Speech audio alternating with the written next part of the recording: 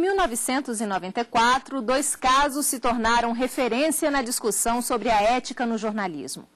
Uma escola foi fechada em São Paulo e uma carreira política interrompida depois que matérias foram veiculadas em jornais de grande circulação.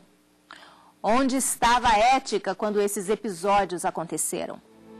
Em março de 1994, jornais e telejornais apresentaram uma série de reportagens sobre 6 pessoas que estariam envolvidas no abuso sexual de alunos da escola base, no bairro da Aclimação, em São Paulo.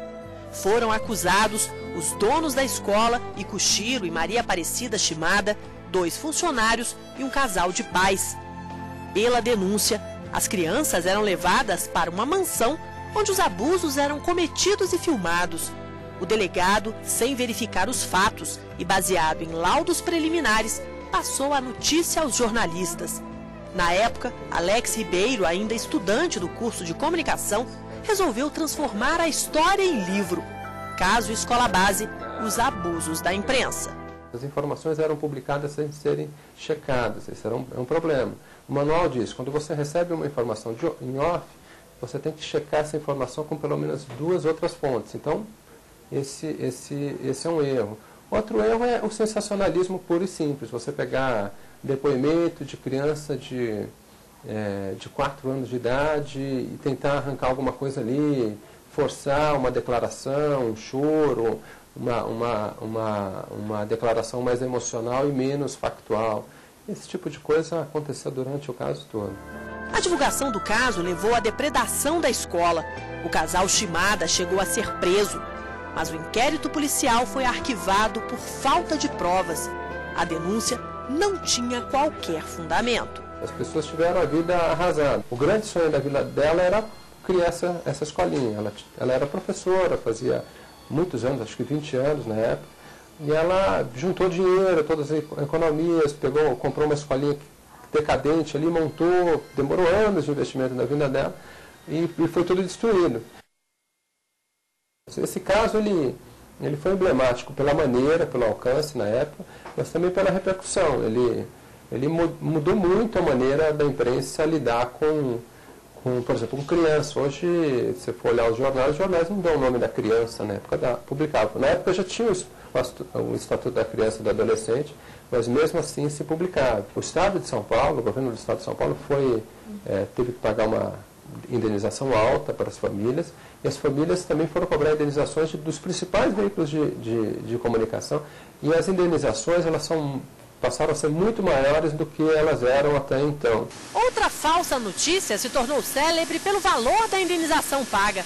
Em 2001, o jornal Zero Hora foi condenado pelo Superior Tribunal de Justiça a pagar por danos morais R$1.191.000 ao ex-senador da República, José Paulo Bisol. Em plena campanha eleitoral de 1994, a imprensa brasileira publicou inúmeras reportagens acusando o então senador José Paulo Bisol de ter superfaturado emendas para obras que beneficiavam a fazenda dele, ter se aposentado como desembargador com apenas 7 meses de atividade e ainda ter praticado nepotismo e conseguido empréstimo privilegiado de um banco. Naquele momento, Bisol era candidato a vice-presidente da República na chapa encabeçada por Luiz Inácio Lula da Silva. O impacto foi tão forte que o senador abandonou a campanha.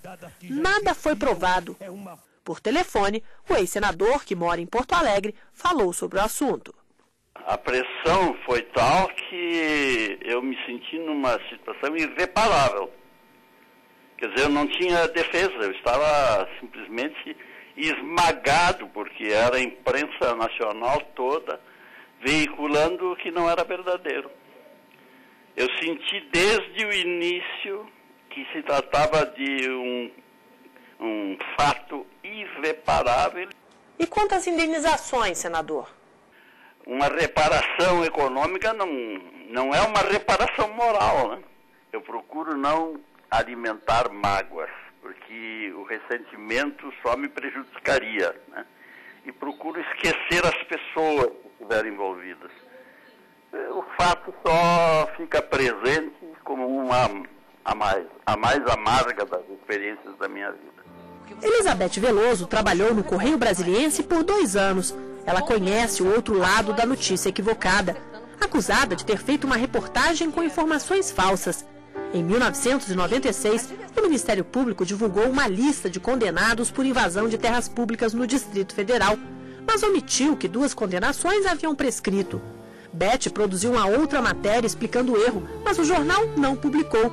Ela sofreu processo judicial, foi inocentada. O jornalista, no exercício da profissão dele, ele tem que tomar consciência de que, embora ele seja o elo mais fraco, ele é o autor da matéria. Então, ele tem que buscar sempre, não só a veracidade da notícia, mas como a atualização da notícia e a correção dessa notícia quando ela está errada, ou quando ela está desatualizada. Eu fui inocentada justamente por isso, porque a juíza disse que a condenação existiu, que a entrevista foi convocada por agentes públicos, que não houve na matéria nenhuma intenção de dolo, não houve nenhuma afirmação ofensiva a eles, não houve nenhum juízo de valor a eles, houve simplesmente, que ela coloca aqui, ó, houve simplesmente a transcrição dos fatos verídicos.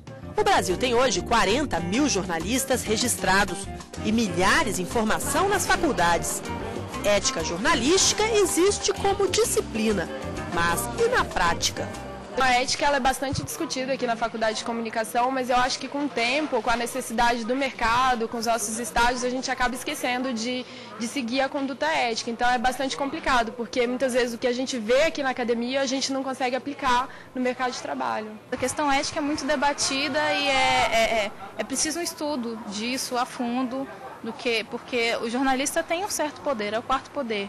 E se você não souber lidar direito com esse poder, você pode prejudicar a muitas pessoas. A ética, na nossa profissão, nas nossas gerações, a ética foi se aprimorando e vai continuar se aprimorando. Não é a tecnologia que vai melhorar ou piorar a ética. A ética está dentro de cada um de nós.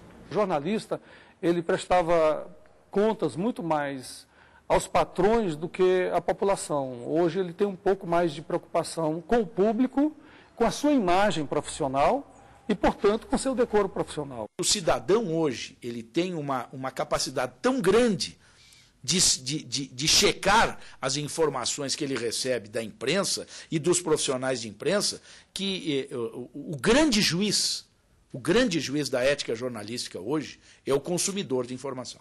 Eu não tenho a menor dúvida disso. E o veículo de comunicação que não se atentar para isso, ele vai desaparecer. E o que pensa o consumidor da informação? Confio muito na imprensa. Eu acho que é um trabalho muito respeitado, um trabalho muito honesto, um trabalho que realmente merece todo o respeito de toda a população. Lógico que tem, como qualquer outro lugar, como qualquer outra profissão, tem o lado que distorcido, mas acredita-se quem quer, né? Eu acho que nem sempre eles são éticos. Algumas vezes sim, outras não. Tem que verificar várias reportagens para ver se no final o contexto é o mesmo de todos. No geral, a imprensa é útil para informar e socializar as coisas com a sociedade brasileira. Eu acho que as exceções não servem para diminuir a importância do papel da imprensa. Envie sua sugestão para o Repórter Justiça. Nosso endereço é o repórter.justiça@stf.jus.br.